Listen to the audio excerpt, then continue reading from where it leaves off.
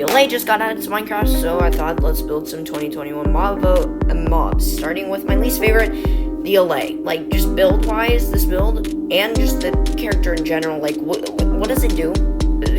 Glare fans? Like, what is this? What does it do? Like, I get it. It doesn't like darkness. That's why I have my eyes. Anyway, it's just a weird design. Anyway, the design for the build itself is actually pretty interesting. It's mostly green. Obviously, it's this kind of like leafy design, which I guess, I don't know, looks pretty good. And you have these yellow studs for the eyes, surrounded with two black plates, which act as that kind of shadow. And you got this kind of like leafy design using these older flower elements in green, as well as just one brown part to represent the twig, and just one more flower piece at the bottom. Overall, just kind of boring, but we're gonna move on to the winner chicken dinner. We have the LA, which is super cool. It just got added to Minecraft, as I just said, and I think a snapshot or something, and we got our first look at them. They're really cute, and they're really cool. The build for them is definitely small, so it's to be very simplistic, with the head being built mostly out of plates, because you have to have it built like this because of the bottom plate having to be a jumper. Otherwise, you can put it in between, like kind of like how you can see here, so that the 1x2 can go on in the middle. So you can have the wings, which are these trans blue pieces, which I think turned out pretty well. Now, for my favorite looks-wise, not like function-wise, because I'm not a redstone god, so I just like how these guys look. But the copper golem uses a 2x3 head, which I think is pretty interesting. He has the classic villager nose lightning rod, and it looks pretty cute. For the arms, it's a very interesting 1x2 technique, using an eyelet brick to have the arms right there. Which I think works pretty well. And you put the head on. The head does kind of tilt up a little bit because of the arms, but it's whatever. I think it's fine. And you also got these really nice legs that use jumpers. But yeah, I think these turned out really well. And now you can build whichever one you want and put them into your Minecraft world. So the Caves and Cliffs updates obviously changed the caves. It's in the name, of course. And by the way, if you want to see some pretty cool Minecraft videos, you should check out my friend Foxy's Gaming. He only has 12 subscribers, and I really appreciate it if you went over his channel and subscribed to him. Anyway, but obviously they changed the caves a lot, as well as the cliffs, but whatever, no one cares about the cliffs. And they added some different cave variants, one of them being the dripstone cave, which is definitely really cool, and it's really easy to build in Lego as well. I'm surprised Lego hasn't made a set on them.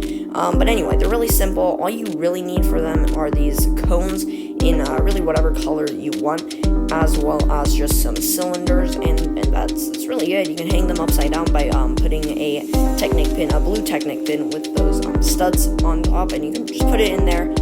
In the bottom, the anti-slip portion of the cylinder, and stick it to the top of your plate ceiling, and that's really it. It's really simple, and again, I'm surprised Lego hasn't made a set on these. But yeah, it's pretty cool, pretty simple. You can have them as stalactites or stalagmites, obviously, because they're basically the same thing.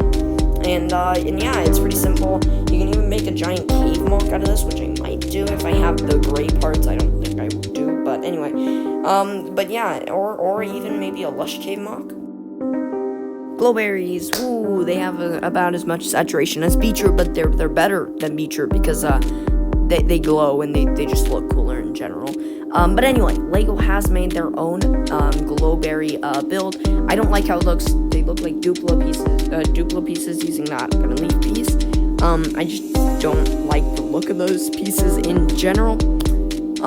So I built my own because I think it just looks so much better, and it's like really simple as well. So really all you need are these stem pieces, and you can use the newer stem piece or the older stem piece. I think the newer stem pieces will work better for attaching them on the ceiling of a build.